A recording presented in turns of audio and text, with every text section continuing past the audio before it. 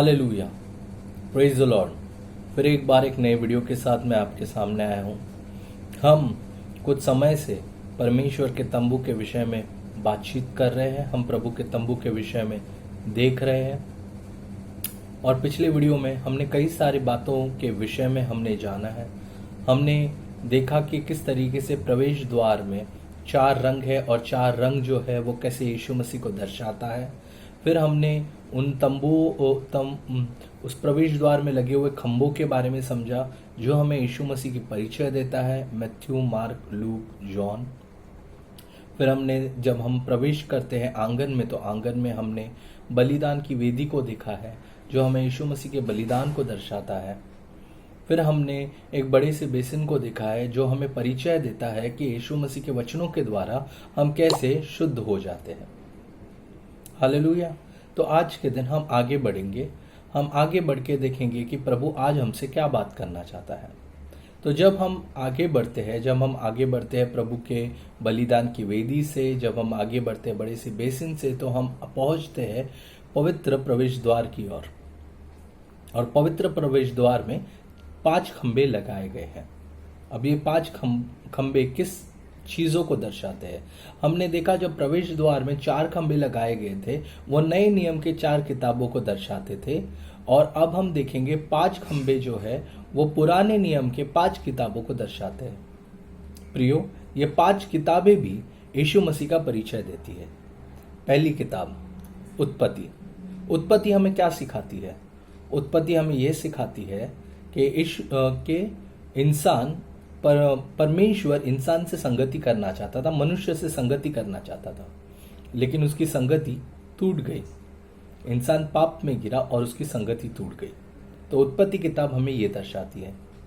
निर्गमन किताब हमें बताती है कि एक व्यक्ति आया और उसने सभी लोगों को गुलामगिरी में से छुड़ाया। आपको याद होगा जब आप निर्गमन किताब पढ़ते हैं तो हम मूसा के विषय में पढ़ते हैं जो लोगों को, इजराइल के लोगों को मिस्र की गुलामगिरी में से छुड़ाता है।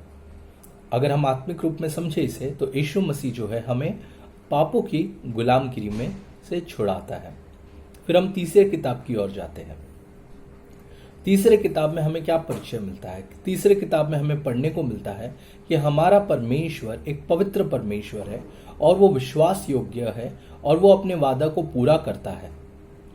हालेलुया। और उसने हमारे लिए प्राण दिया है। हमें ये सारी चीजें हमें गिनती की किताब में, हालेलुया, गिनती की किताब में हमें ये सारी चीजों को पढ़ने को मिलता है।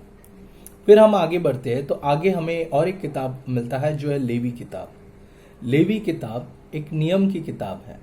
यहाँ पर हमें 5 मुख्य बलिदानों को पढ़ने को मिलता है और यहाँ पर हमें पता चलता है कि हमें हमारे पापों के लिए, हमारे अलग अलग विषयों के लिए बलिदानों को चढ़ाना है। प्रियो, क्या आप समझ रहे हैं जो मैं बताने की कोशिश कर रहा हूँ? 5 चीज़ों के बारे में, 5 मुख्य किताबों के बारे में जो यीशु मसीह का दर्शन देती है। पहला उत्पत्ति जो हमें बताती है कि मनुष्य पाप में गिर गया। दूसरा, एक व्यक्ति आया जिसने गुलामगिरी में से छुड़ाया। तीसरा, कि परमेश्वर अपने वादे पे खरा है।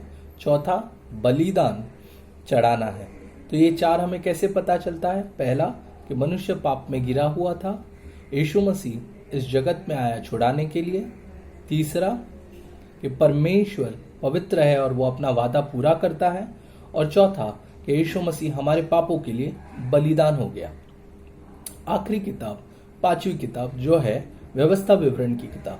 व्यवस्था विवरण की किताब क्या बताती है? व्यवस्था विवरण की किताब हमें मुख्य तौर पे ये बताती है कि परमेश्वर ने क्या किया। उसने अपने इजराइल लोगों को वो देश दे दिया जो देश वो देना चाहता था, दूध और मध बहने वाला देश। हालेलुया। तो हमें आखिरी में क्या पता चलता है कि जब हम प्रभु पर विश्वास रखते हैं, जब हमारे जीवन पर हमारा जीवन हम संपूर्ण तौर से प्रभु की ओर छोड़ते हैं तो वो हमें शांति की ओर ले जाता है। वो हमें उस जगह की ओर ले जाता है जिसके लिए उसने हमसे वादा किया है, मतलब स्वर्गराज की ओर ले जाता है। तो प्रियो, 5 मुख्य किताबें। हालेलुया। टैबरनेकल, परमेश्वर के तंबू में, पवित्र स्थान में प्रवेश करने से पहले भी हमें सुसमाचार का ही प्रचार मिलता है। पहला उत्पत्ति, पाप आया इस जगत में। हालेलुया, पाप आया इस जगत में। उसके बाद क्या लिखा गया है? उसके बाद यीशु मसीह, पाप आया इस जगत में मनुष्य के द्वारा, फिर यीशु मसीह ने हमारे पापों के लिए प्राण दिया है, हमारे पापों के लिए जान दिया। यीशु मसीह इस जगत में आया, उसने अपने वादे को पूरा किया है। नंबर्स की किताब, तीसरी किताब, उसने हमारे लिए बलिदान दिया है और वो हमें शांति देगा। व्यवस्था विवरण की किताब, ये सुसमाचार नहीं है तो और क्या है? पर पवित्र स्थान में प्रवेश होने से पहले भी प्रभु हमें सुसमाचार के बारे में प्रचार करता है। परमेश्वर आप सभी लोगों को इस वचन के द्वारा आशीषित करें। आमीन।